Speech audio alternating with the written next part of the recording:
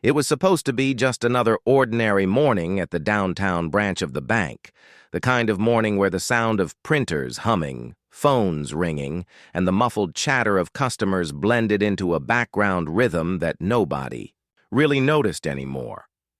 The line of customers moved slowly, some impatiently tapping their feet, others distracted by scrolling through their phones. At the counter stood a middle-aged man in a suit, the branch manager, who carried himself with an air of superiority, his eyes scanning each customer as if silently deciding who belonged and who didn't. When the glass doors opened and a tall black woman walked in, dressed in simple yet elegant clothes, holding a folder of documents close to her chest, heads turned almost instantly. Something about her presence commanded attention, though not everyone recognized why. She walked with quiet confidence, but also a certain heaviness in her eyes, as if she knew the world had taught her too many times to brace herself for unnecessary suspicion. She approached the teller and politely explained she needed to access her account for a large transaction. The teller, a young employee still learning the ropes, immediately felt nervous.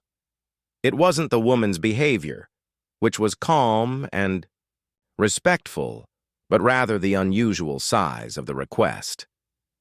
Whispering, he leaned toward the manager and explained the situation, his voice carrying just enough doubt to trigger something ugly in the man who had long prided himself on being the gatekeeper of the institution. Instead of asking for clarification, instead of treating her like any other valued customer, the manager narrowed his eyes, studied her like she was a threat, and made a decision that would soon expose his prejudice in front of everyone.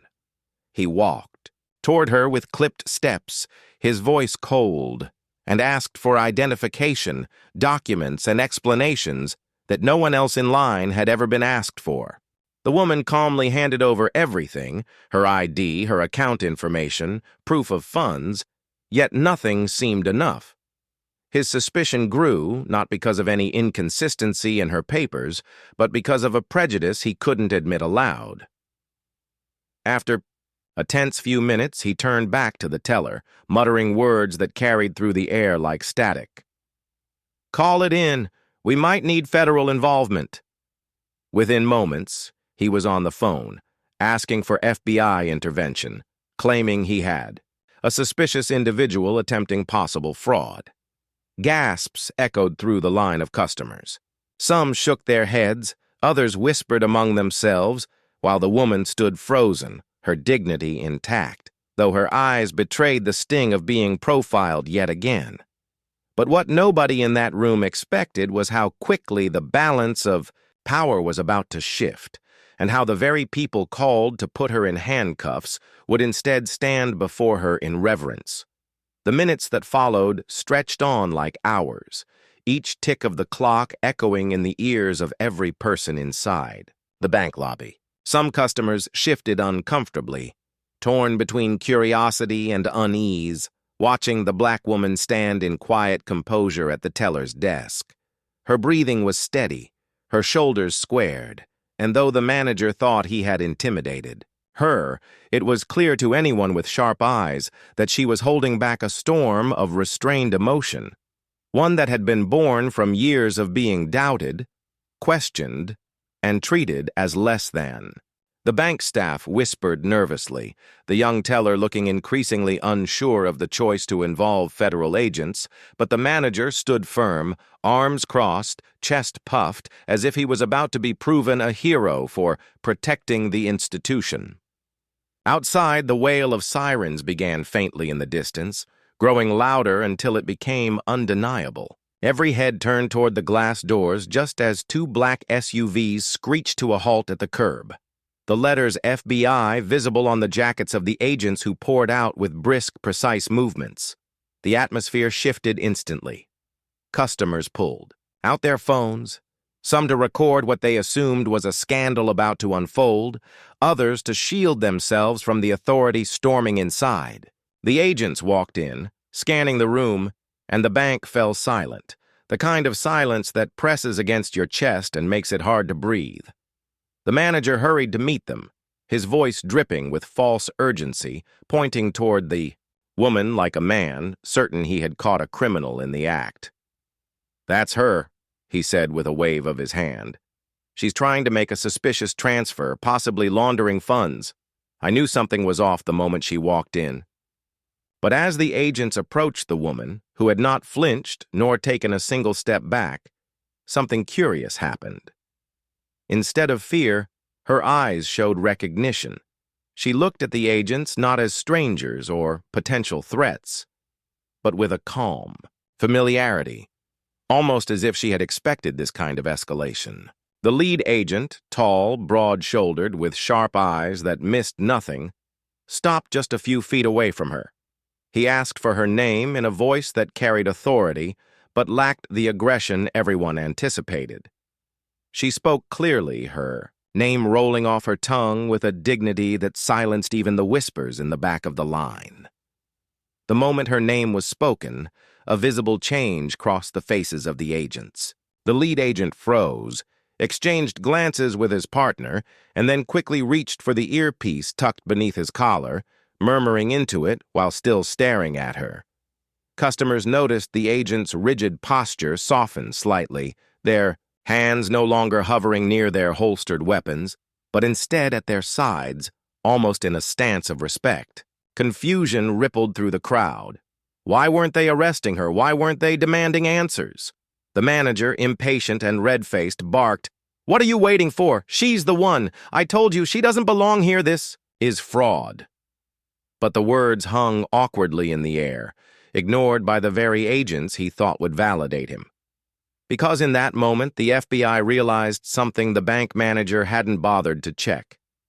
The woman standing before them wasn't a suspect. She was someone far beyond his comprehension, someone whose name carried weight in places he couldn't even dream of entering.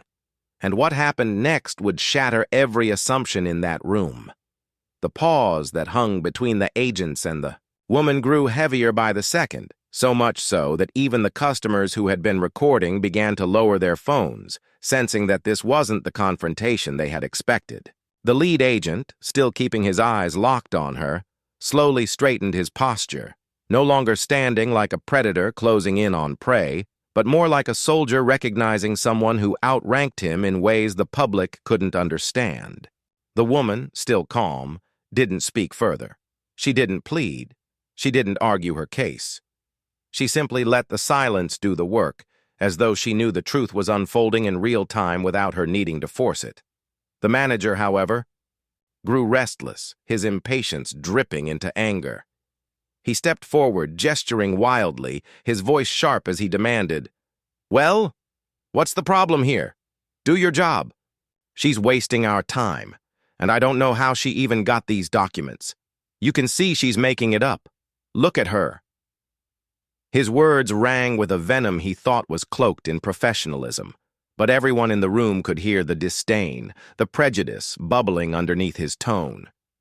Customers glanced at one another, some shaking their heads, others biting their lips because though no one dared to confront him outright, it was obvious that his outrage wasn't about bank policy.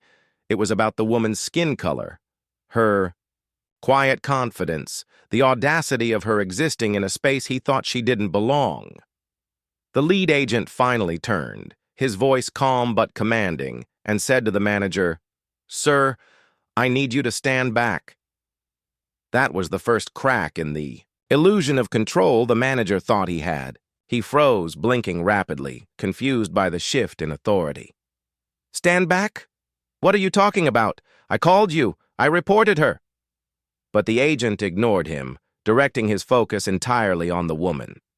He reached into his pocket, pulled out a small device and spoke quietly into it, verifying her full name, her clearance level, her position. A few seconds later, the response came back through his earpiece, and his eyes widened, not in fear but in awe. His jaw tightened, his shoulders squared, and he gave a barely perceptible nod before taking one deliberate step back. Then he spoke words that left the bank in stunned silence. "Ma'am, we weren't informed of your arrival. If we had been, this would have gone very differently. My apologies."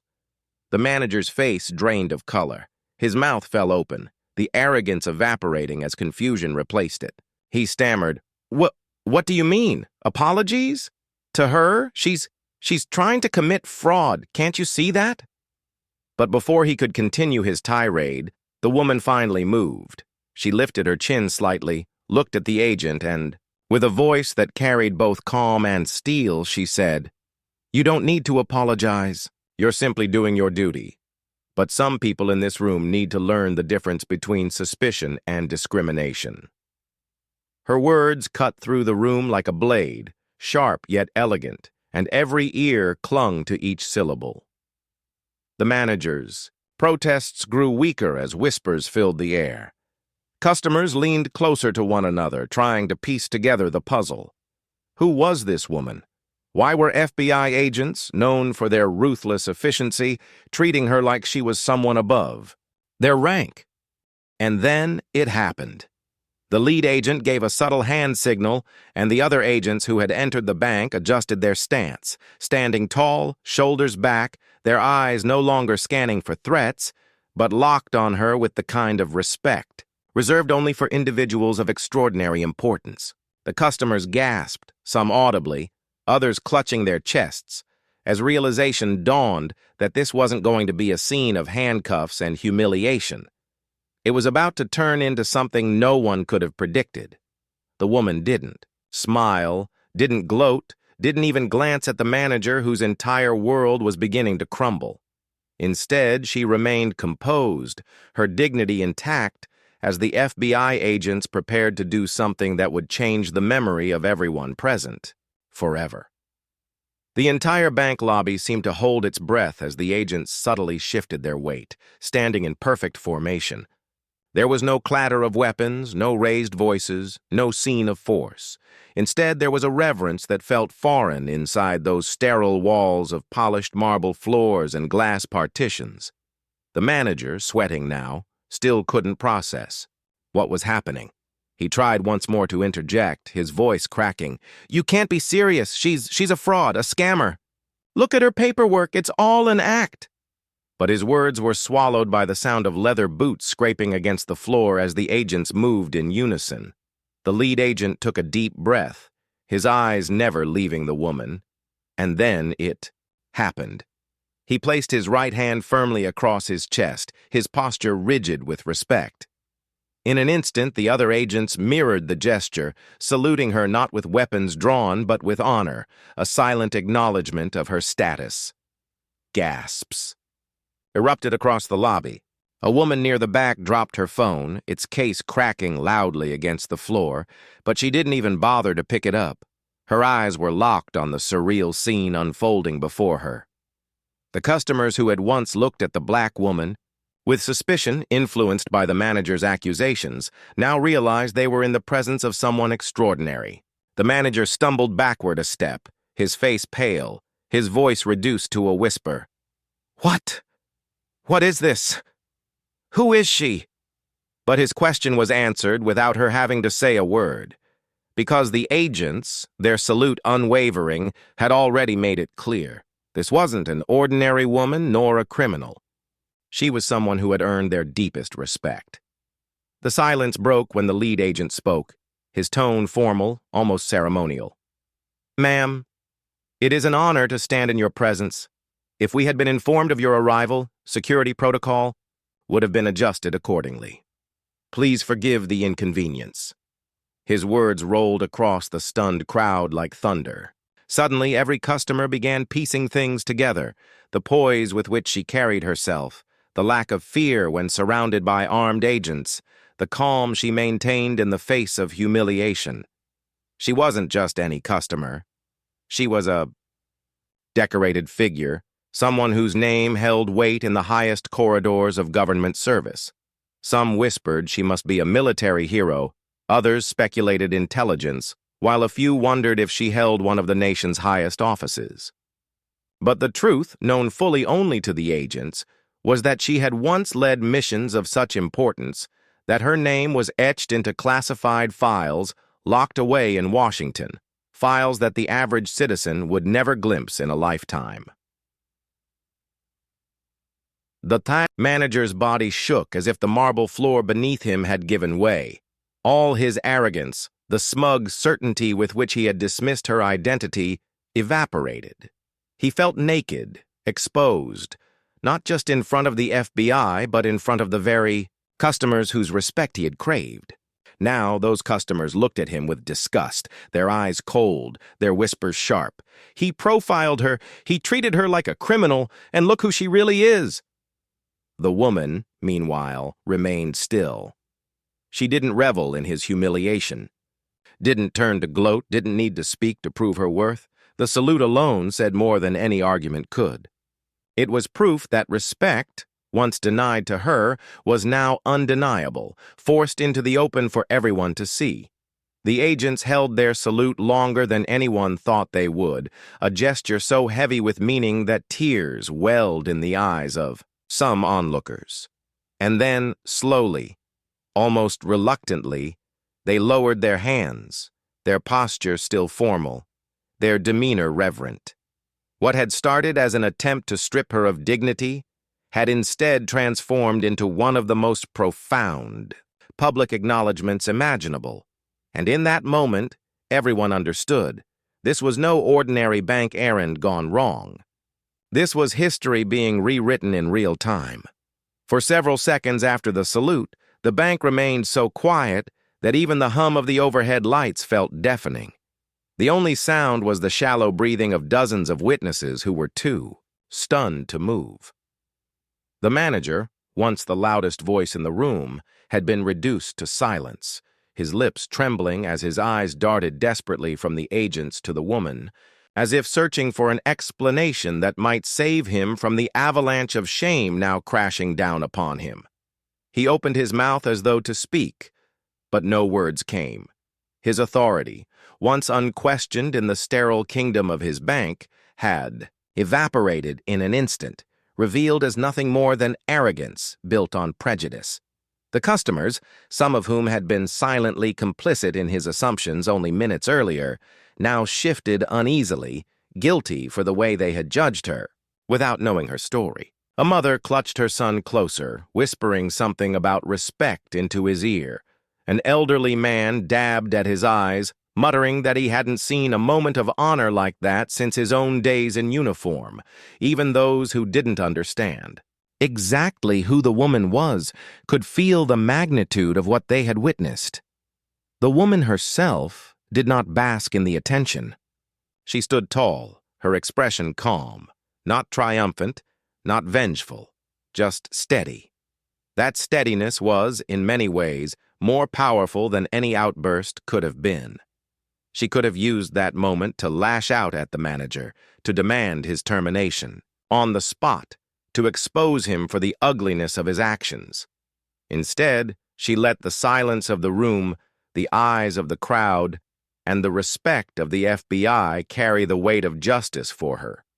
The lead agent, sensing the gravity of the moment, spoke, again, this time turning his gaze toward the manager. His voice was sharp but controlled. "Sir, you should be very careful who you accuse in the future. Not everyone will tolerate being treated with the kind of disdain you've shown here today. You are fortunate that she is as gracious as she is." The words landed like a hammer.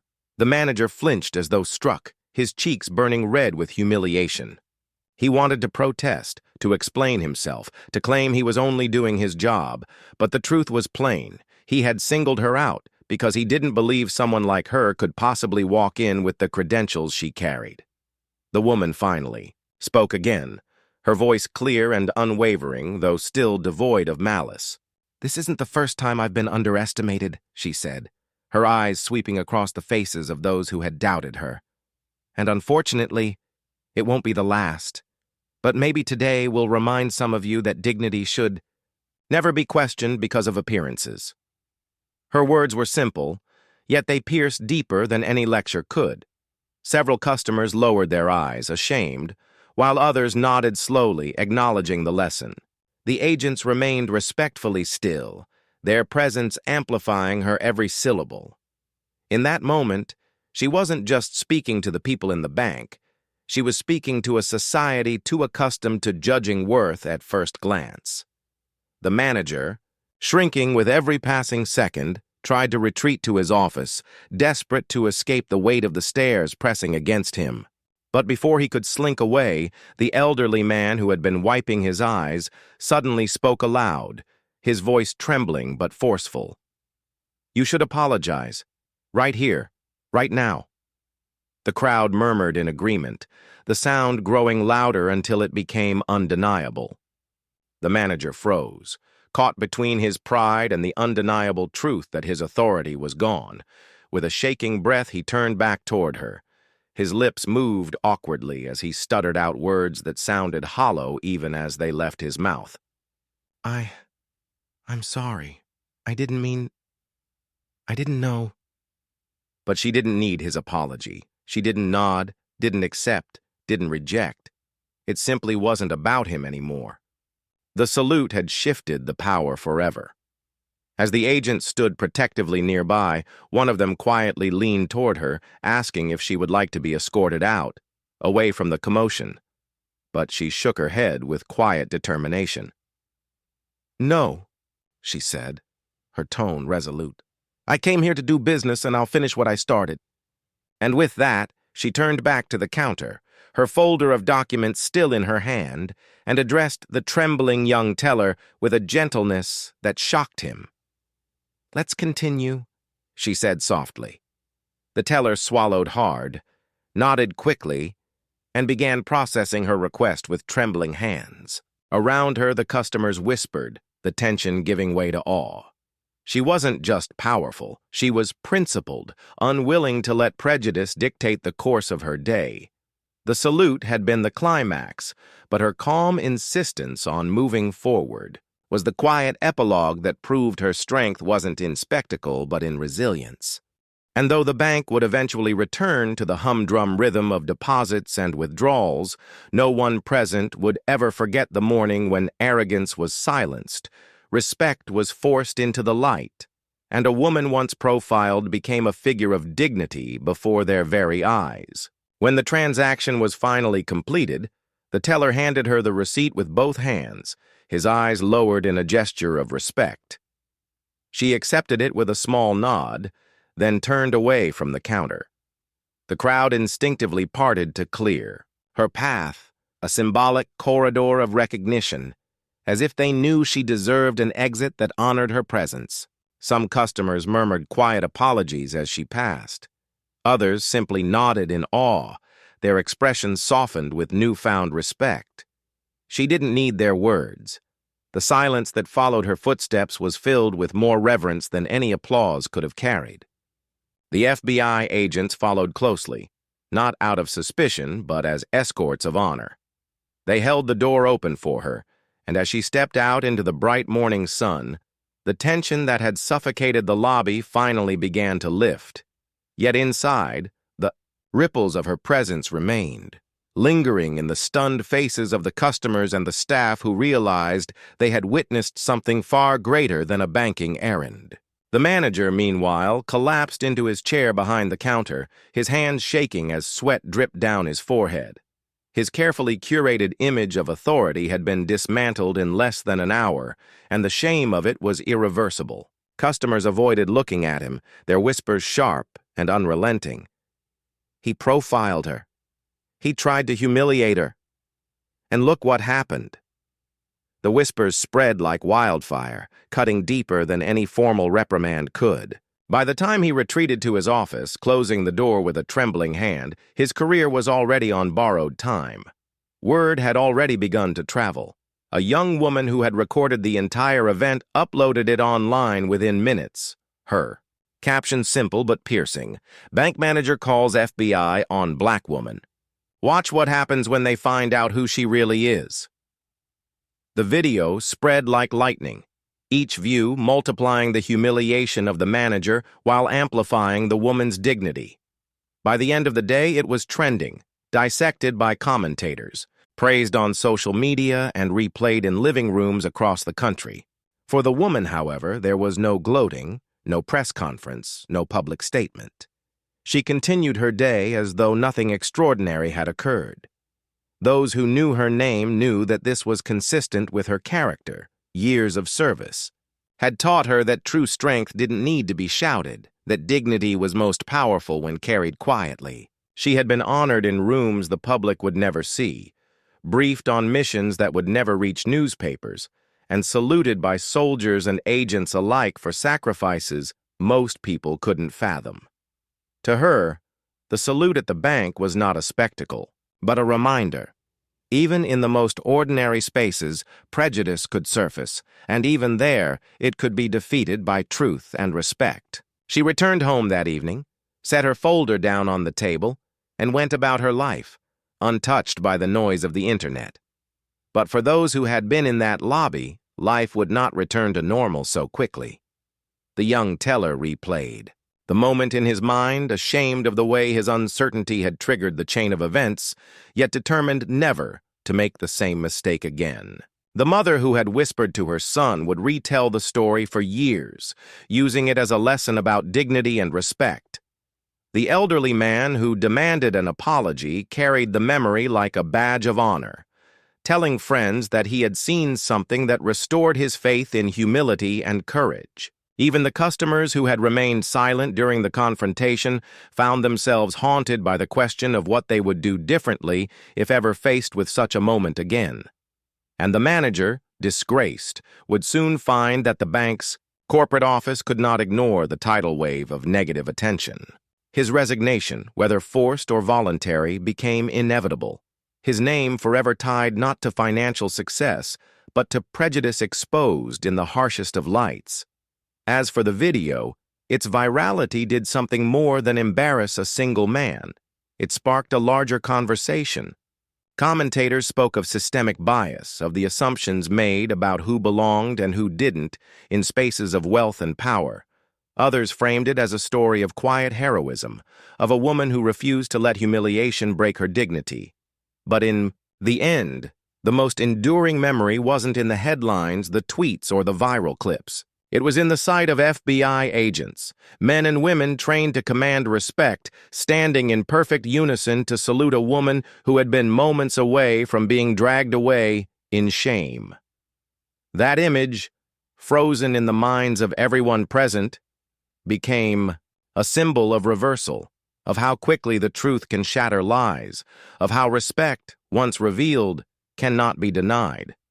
And for those who doubted her, for those who judged her by appearances, it was a lesson they would never forget, that greatness often walks quietly among us, carrying itself with the humility that arrogance will never understand.